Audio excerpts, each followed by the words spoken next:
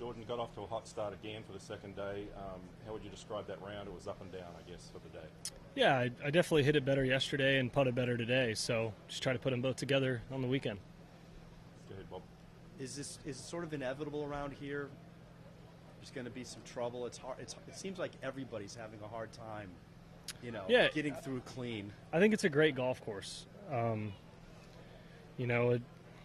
If you're a yard off sometimes, the green depth is normally so it's so narrow, so small that it's if you're not in the fairway, it's really hard to get the right distances. And then when you are in the fairway right now, you got the wind the last 2 days.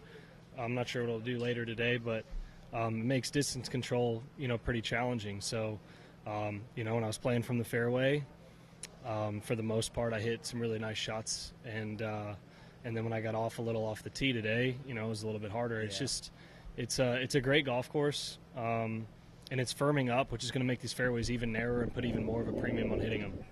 Jordan, the 16th hole is a really tough hole out here generally during the week. What's the biggest challenge of that tee shot?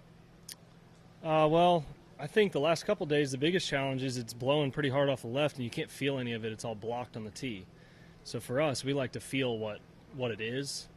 And when you don't feel anything and you're essentially playing a shot to miss almost into the people if there was no wind, it's just the trust factor on that.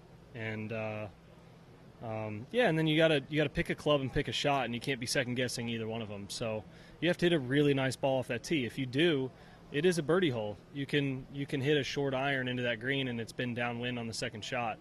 This morning it was in off the left on the tee, making it even more challenging than yesterday. But I think the weekend it's only going to be more downwind, so you could hit less club if you want. And I think this afternoon it shifts to where it's more downwind, so you might see some 5-woods and stuff like that, which makes it obviously a little more manageable. So it's one of the harder shots that we have throughout the year, but at the same time, when you do hit the fairway, it's not like some of the hardest holes where that next shot is just as challenging. I mean, you can be in attack mode on the next shot once you hit a nice tee ball. Jordan, have you ever stayed in the cabin at Augusta? Many times. You have, okay. Uh-huh. I take it that's a pretty cool experience. Yeah. One of the nicer perks. Almost every time I've done it, it's been with a group of members, so it's not like it was a perk. I don't know if I'm actually just allowed to do it on my own. I don't know, as a Masters champion, maybe. I don't know. Yeah, I know I can play it whenever, and I could bring a non-playing guest, but I don't know if I'm allowed to stay there, and I haven't really.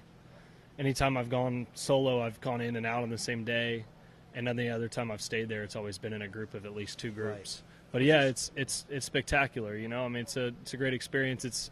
You have a lot of great golf courses that are fun places to take groups now.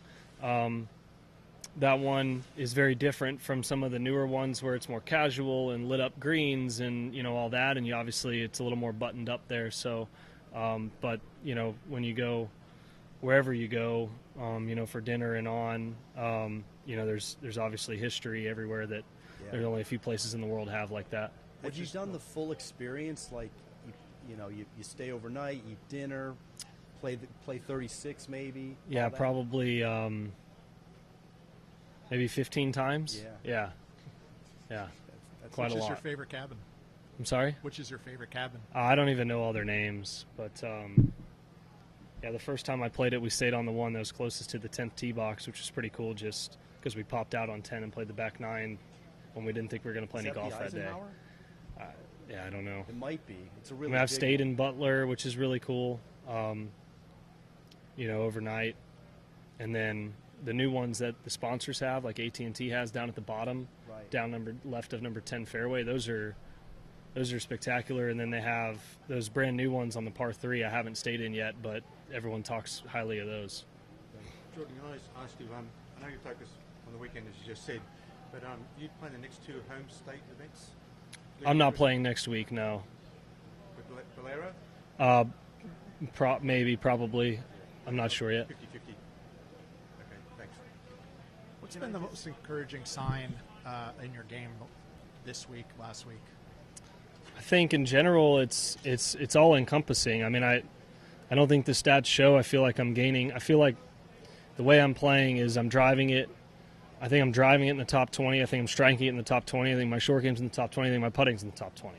It's just I've just made some bad decisions or hit wrong tee shots at the wrong time, or just missed contact that have cost me from having a chance to win 3 or 4 times to finishing where I finished. So it's a good place to be. Those are normally easier things to solve. They're just more reps, and I'm in a confident place. So I'm extremely frustrated when I don't get the most out of my round because I'm playing better than I'm scoring on a week like this week, and that's the frustrating part. But I'd much rather be on that side of it than anywhere else. Are you making mental miscues more than? Yeah, or just a contact mishap, which is an execution error but it's like random. Like if I towed one on this hole, I'd be fine, but I towed it on the wrong hole, or I necked it on this hole, it was the wrong hole. Just like random little stuff. I've had 3 plug lies and bunkers today off pretty good iron shots that I was playing a different wind, just random stuff and then I made a couple really bad decisions that probably cost me 2 or 3 shots, which is that's unacceptable. I'll fix that this weekend. That's not hard to fix, but that's what this golf course does. You think you can go get something back because you're on a par 5, or you think you can get something back because you got 145 yards in, but it's harder here than it is most places. When you hosted the Champions Dinner, were you nervous? Yeah, very. Yeah, because you speak Uh-huh. in that room. It's like, what am I going to say to these guys? And I was 22, so it's like, I don't even remember what I said, but yeah, I was.